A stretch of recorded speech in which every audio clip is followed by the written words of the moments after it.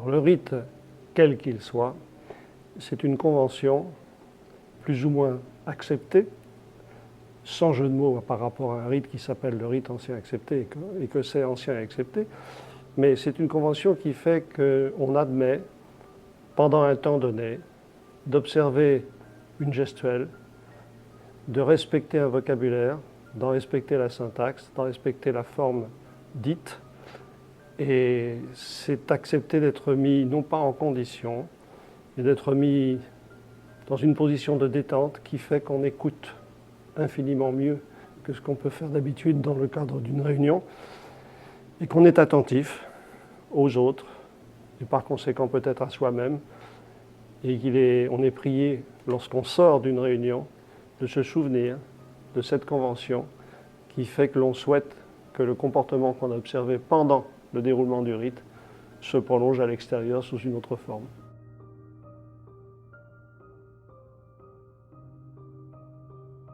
C'est un rite d'essence chrétienne et d'esprit chevaleresque.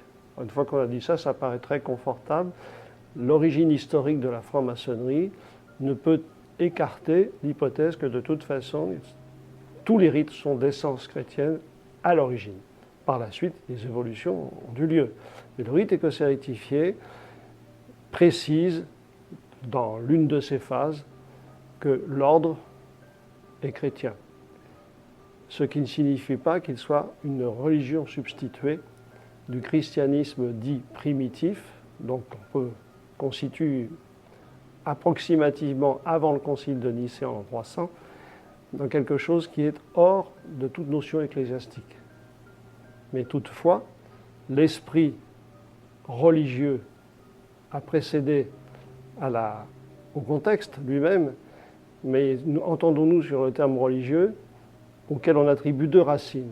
La première, c'est religare en latin, qui est peut-être non pas une invention, mais ça a beaucoup servi aux catholiques, dans la mesure où cela pourrait signifier une relation directe avec le divin.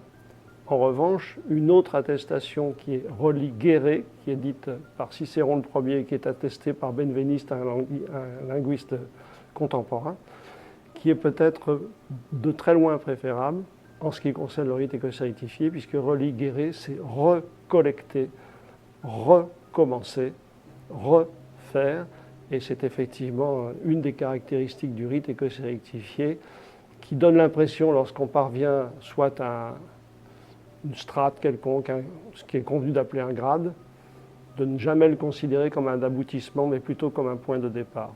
D'où cette relation étroite entre religere et le rite écossais rectifié. Sous cet aspect-là, en aucun cas, j'insiste là-dessus, ce n'est pas une religion substituée.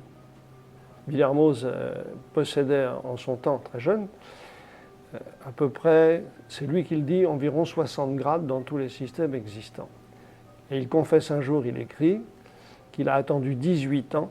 Au bout de 18 ans, il a compris le premier mot de la franc-maçonnerie essentielle. Ce sont ses propres termes. L'explication est très simple, c'est que 18 ans après son initiation, il rencontre Martinez de Pasquali. Et là, c'est la lumière des lumières à ses yeux, puisque Martinez de Pasquali a déjà créé un ordre qui s'appelle l'ordre des chevaliers maçons élus Cohen de l'univers. Le mot Cohen signifiant prêtre, on sent quand même déjà une connotation non pas religieuse, mais je dirais presque mystique. Et Martinez de Pasquali, c'est quelqu'un qui est essentiellement, on dirait de nos jours, branché sur la magie cérémonielle.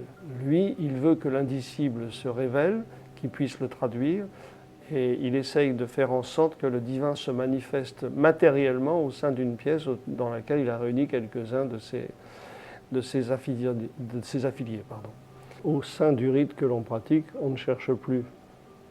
Comme Picasso ne cherche pas, je trouve.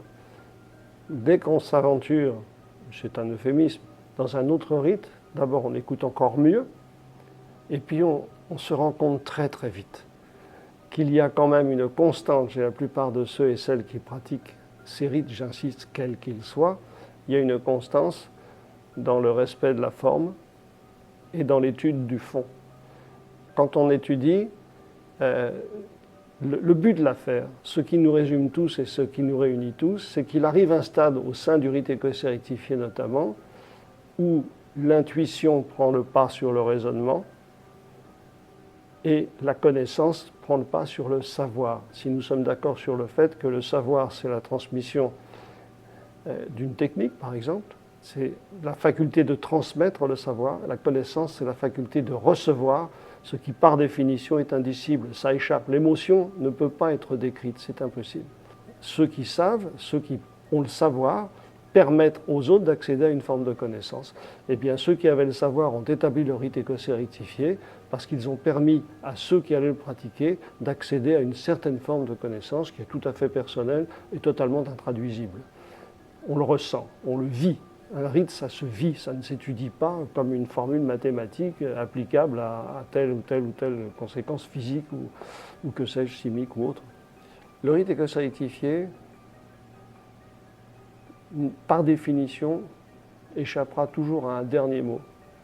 Parce que le dernier mot du rite écossais rectifié est nécessairement le premier